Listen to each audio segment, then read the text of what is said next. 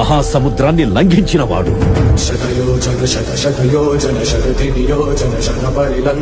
రాక్షస సైన్యాన్ని మట్టుబెట్టి రావణుడి సింహాసనాన్ని కంపించినవాడు.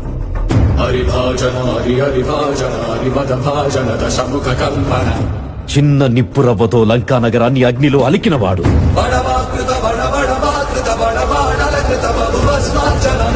త్రేతాయుగంలో రాముడి నీడయ్యాడు.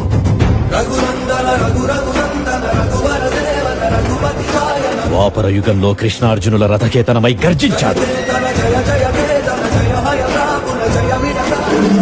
కలియుగంలో ధర్మం కోసం పోరాడే ప్రతి ఒక్కరి వెంట ఉన్నాడు. నీ వెంట ఉన్నాడు.